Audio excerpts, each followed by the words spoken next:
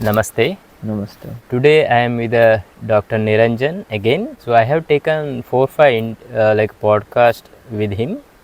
You can watch them later. So today's topic is religion. How this Indian religion started, like especially in India, like Sanatana Dharma we call it. Yeah, so I think we are beyond the concept of religion because our civilization, our country's legacy towards religious identities is very, very old.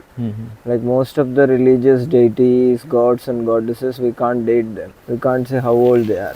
So if you see religious identities of the country, for example Christianity, Islam, recently proclaimed Jainism, Buddhism, they have a very specific timeline of what happened and where it started, till what point it came into existence. So there is a specific timeline. But Indian religion is beyond religion because you travel to somewhere which is out of timeline. Because if you see, the Sanatana Dharma is also translated to be the eternal religion, where when you say eternal religion, it always exists. Sanatanam as a word itself, it speaks that something which is always there. Dharma is like the absolute practice of which is going to be there always. How is this a religion? It means you don't have any differentiation.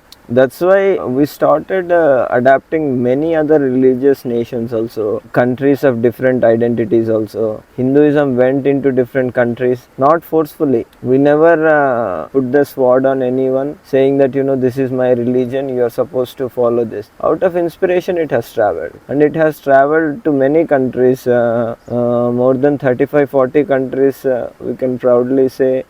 Occupationally and religiously, they got inspired by Indian practices and Indian philosophy. So it's much more beyond religion when it comes to Indian religious process. There are budding religions like Buddhism, Jainism, Sikhism, recently which are originated like Om Shanti. There's so many new cults and new religious identities that are constantly created in this country. So it is somehow called as a God factory, where you always have that freedom or liberal nature to be of your own religion. So Indian religion, as you said, is a god factory. It's very strange. Like in Indian, especially the Sanatana Dharma or Hindu we call it, there are so many gods. It's very unusual for Westerners, especially. They say that so many gods and all is very. How you explain to them? No, see, they don't understand it. Who are the Westerners? Let us decode who the word Westerners. So Westerners means some people from Europe and Asia, Europe and America. Yeah. So there are some audience, they are watch my videos. So how you answer to them? Like we have so many gods. That's what I am saying. Mostly they call it as paganism. Even the Islamic world also call this as paganism. This having so many gods and having rituals towards all the gods and these things. So that is where they got disconnected from the tribal origins. That is where our dharma, our culture became Sanatan culture, because minute part of the culture was also remembered. For example, Europe, you speak of England before Christ, before the Christ has arrived, before the last dinner happened, before the Christ was crucified to death. They had their own tribal sets of religions and kings and kingdoms, dynasties, these kind of rules. They were set into it. So which was equally paganism, which was equal to our culture. Paganism means, can you explain? Paganism is like you take, for example, you consider a rock to be God, a tree to be God. So it is called paganism because it was considered to be worst thing by the Christian and Islamic identities. I don't think so. They are they are in a wrong position believing in Christ, and Muslims also, they are not in a wrong position believing in Allah. But they can't question someone who can believe in everything. So there comes the eternal order again, where what is wrong? Everything is a cosmic subject. You can always see creation, see God in everything. That's what Allah also means, right? All pervaded God. So when you see God in everyone, where is a point you say we are wrong just because we have different identities? In the end, we also speak, and Indian philosophy, Sanatana Dharma also speaks of one godly nature. So just going behind words and religious orders doesn't make us lower than any Western society, any established religious society. Speaking of a culture to be, something of paganic world, it's their expression. I think in front of Indians, every person in the world would fall short to speak of how old this country is, how old our civilization is. So why should we live up to their standards? We can have our own standard, right? So when it comes to religion, when it comes to creating a sense of religion again, we are the oldest country to exist, speaking about that, and we have a timeline of religions in this religion. Sanatana Dharma as an order, we have a timeline of religions. They have just Christ or Orthodox or some church followers, some king followers in Islamic and Christian faith. But in India, you clearly see the order. They're like avatars in Rudra, the orders of Shiva, Ganas, Rudras, the order of Vishnu avatars, and still we consider new avatar has to yet come. So when you are having a very eternal perspective, and I don't think so we need to relate our idea with their idea. I think we are a kind of pro-religious people where no matter how many millions of religions get created in this country, the order would never change. Every village you can create one god, one religion. We have, right? Yeah. Like Ishta Devata concept we have, Grama Devata concept we have. We always talk about the tales of our ancestors. Some granny was doing this, some grandpa was doing this, sadhu, Satvi. So there are so many dimensions to it where it's a never-ending story. That's where it becomes Sanatanic, which is eternal nature. And there is nothing wrong to be like this, and with someone else's perspective, especially the Western perspective, they would always dilute our identities. They speak about secularism, they speak about equality, they speak about religious freedom, but they don't give this in their own countries, and they have not shown this kind of behavior in wherever they have ruled in the past. Wherever the colonization happened, they literally didn't respect their religions. So rather than going with their identity, having our own identity is the most powerful way to understand this. And I think even if you call Indian religion to be religion, our religion is eternal, to speak of it, and it is much older and much wiser than any Western identity. You talked about avatar, and we have many avatars and all. So I was taking one of my guests to Sringeri. It's a Shankaracharya's Matha. So that lady asked me how Shankaracharya know that he is a avatar of Shiva. And in our place also, like there in Udupi, there is a Madhvacharya. They say that he is avatar of Vayu and Bhima. So how they came to know that? How Shankaracharya came to know that he is a avatar of Shiva? I don't think so. Shankaracharya, he himself stated that. It's out of concern, out of passion towards the Sanatan culture. Some rishi, some swami, or some disciple of Shankaracharya might have called him. For example, we see someone who is so fascinating, we want to speak of them as a master, then we start relating them to someone who is godly. So that is the last step that would happen. I think for Shankaracharya also it happened, because he traveled throughout the country, he taught people, and he met people with different disciplines and different standards. So wherever he went, he gave away the wisdom that he had, and at the same time he took the wisdom also from people. So this is what I don't have, please teach me. This is what I have, please understand that. And wherever he went, he clearly spoke of Advaita and Achalana Sanskriti, where you understand the deeper truth behind your own existence. This was directly taught by Shiva and his disciples and the Saptarishis. Even if you can't define this scripturally, but from there the order comes if you go back. So someone of his disciple he would call, like, Adi Shankaracharya, who was speaking about Shiva, he is really the avatar of Shiva. There is a possibility for you to say. You can call any particle of our nature as an avatara. So our religious identity gave that possibility to religion itself. So that is the reason, people who are following the original Indian traditions and customs, they see all kind of magical patterns inside the religion, like, praising the trees, praising the rivers, keeping holy spaces very elemental, acquiring something which you need, like, there is a god for wealth, god for education, god for procreation. There are so many dimensions to it. So it's like, infinitely possible, and you can always go inside. There is so much knowledge in it, and which is absolutely not recorded at the same time, and it still exists as a religion. So these dimensions are completely unique, and there is no country like India.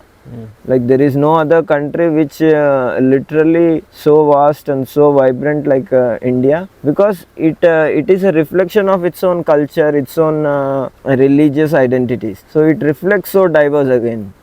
So there is no end to that story. You can always call innumerable number of people as, is the avatar of Shiva. Recently there are so many new Gurujis who try to help their disciples. They call, he's like Shiva to us, he's like Vishnu to us. But that's an order to identify them, but at the same time they never said that, they are Shiva or they are Vishnu. They are like very old personalities or godly identities in this country. We consider them to be our ancestors and, eldest of the gods. So out of compassion towards your guru or towards the person you admire, you say so. But that doesn't make, or that doesn't give a statement. We don't have any statements in our religion. In Hinduism, you categorize it. Hinduism is a very short word. So Sanatana culture is also very short word. Beyond that, if there is any possibility, if you can create a word, you need to give that word to Hinduism. Sanatana is more reliable because it states that the religion is eternal. So it doesn't force you to be Hindu. Again, it is always there. So it always have a place for any other religious people, and at the same time their own religion can prosper here, which can be called as a eternal religion as such in English. So talking about Shankaracharya, I was reading or heard from someone saying that when Buddha was after Buddha, thousands years of Buddha, Buddhism was very strong. As Shankaracharya came, he started building temples, and Hinduism or Sanatana Dharma became again strong. Is it true, or what you say about it? No, everyone has their own fold. For example, if you see from South India to North India, every single state, they had a prominent king and they had a kingdom. At some point, they ruled the whole part of the country, and they got settled as one state. So there is a story of Gujarat being Saurashtra, Maharashtra becoming the bigger Maharashtra, where the whole culture was dominated by Marathas, and in Karnataka also, in Karnataka and Andhra was being together, the whole South India to be being together as Cholas, Pallavas. So everyone got their share. Respecting to that thing, that became a part of religion. Before Buddha happened, in India there was a huge suffering towards old age, towards acquiring so much wealth in life, because India was prosperous and no one literally exploited India in those terms. So India was prosperous within, and there were so many religious identities within. Then Buddha came as a next fold, teaching that this can be another principle for rebuilding the order of Hinduism. They called it Buddhism because it was political again. The biggest Ashoka was he turned to be a Buddhist. So when you turn kings into the religious factors, they would create great changes in the country, which would mean that the eternal order has been rewritten to something else. So Buddhism was there, and the language Buddhism had was Prakrit, which came from Sanskrit again. The scriptures that they have written, the words they have used, all the literature that Buddhist has written is somehow inspired from the same eternal order. So Shankaracharya, he never thought of we lost something. That is a constant exercise in this country. Every village, every town will have a person who is spiritual, who go back to the ancestral wisdom of this country, and they speak about this again. So Shankaracharya also, he looked into Vedas, Upanishads, he traveled around the country, he revered them, and he wrote so many mantras and shatakas to remind that this is what the legacy is. Like the Nirvana Shatakam is like where you clearly say that you are not anything. So which is a very, very unique form of writing literature. So he was inspired by Indian ancient wisdom, and he wrote something out of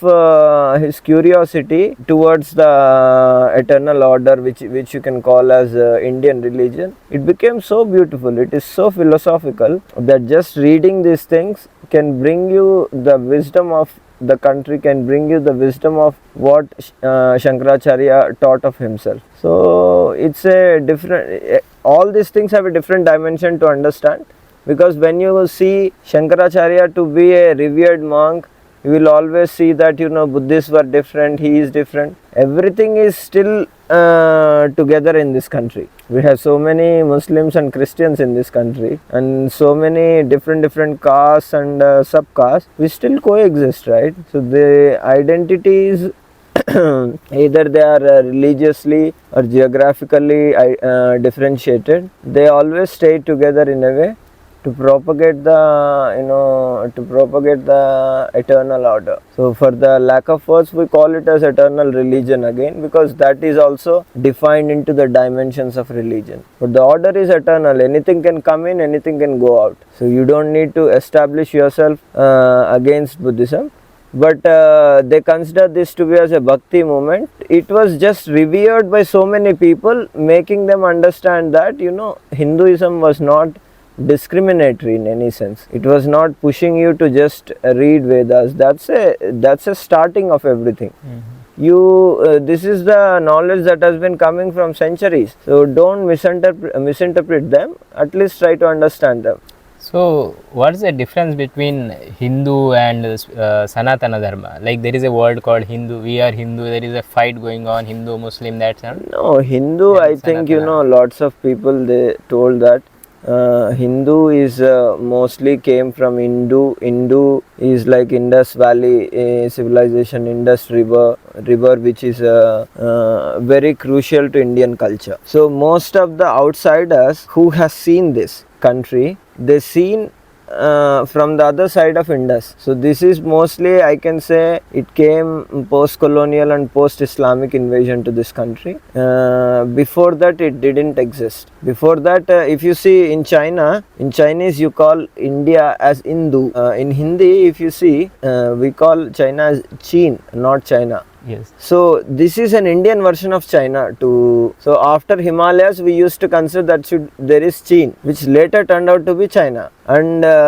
Indians, which is an ancient word, because Chinese is a very old language, they picked up the name Hindu, which means the river, people who live along the river of Indus. So that was the civilization. Then what happened, it was not just Indus civilization, it was not just one river that had civilization. The diversity of Indian society was so crucial and was so different at the same time, because every river had a civilization, had a cult, had a subcult, had a kulas, gotras, ganas. There are so many divisions within. So just like considering Indus, we have 5 rivers there. Every river had another kind of civilization. When you come to Ganges had a very old history of having civilization, and at the same time they have so many different cults. And coming down also we have Krishna, Godavari, Kaveri, Mahanadi, Narmada. So we are full of rivers also, right? As a civilization, we have so many micro civilizations within. That's how we existed. But for the external world, it was because they can only imagine that, behind this river, this is India. So near to this river, this is India. So they mostly identified this with the river Indus, because that's where the people used to come in. So it was a geographical identity as a way, and which later on added the H word, which could come out to be Hind or Hindu, and ISM lost the suffix that we add is for any any communal happening. For example, communism, liberalism, democrat, we don't have democratism, but most of the isms that you see, it's the suffix that they add is like the people of that region. So how can this be a religion? Yeah. And you cannot say this as a religion, because most of the religions who call themselves to be religion, they went and occupied someone else's land. Like the British, they came because their country is very small. Even now if you see all the Commonwealth countries which were occupied by them, they are not Commonwealth countries. They are pre-colonial and post-colonial countries to England, which they have defined them to be Commonwealth countries where we can come together and work for them. But India, I think India has a very deeper identity. Either you take it religiously, culturally, we don't need the support of any Commonwealth country, because England is small, so they created that. India is already a Commonwealth country before British came here. Before Islamists invaded our country, we had the philosophy of one God before Islam came here. So we never needed the preachings of Allah, the preachings of Quran. Even if you recite and revise them, they would settle in any of the Hindu scriptures, any of the Vedantas and Advaita philosophies of India, because that's what they was telling for centuries, that there is only one godly creation. So if you want to understand, that is it. That you are supposed to understand when it comes to eternal order or Sanatana Dharma. And we don't even need Christ and his followers to preach us, because we have one Babaji, one Sadhuji from in every town. Why do we need Christ to reform the society? We are already having our own set of reformation and value system in this country, so we don't need someone else's identity. So Hinduism was a spoken word where they understood that the people who lived below the Indus or around the Indus river were Hindus.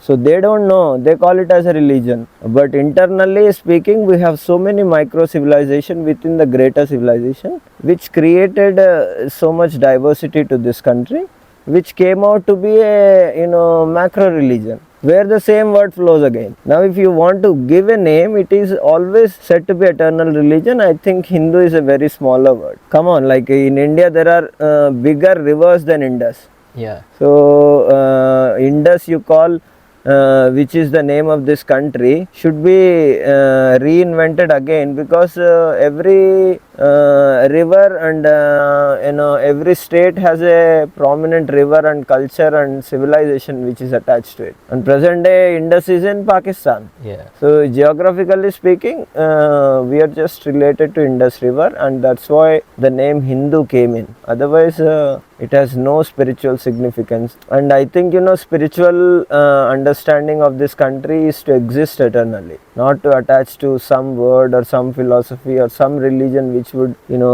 erode at some time. That's it for this video. Yeah. I am really grateful for sharing your wisdom with my audience. Yeah. If you have any questions for him, please comment below. I will ask them in next series. Thanks for watching. Namaste. Namaskar.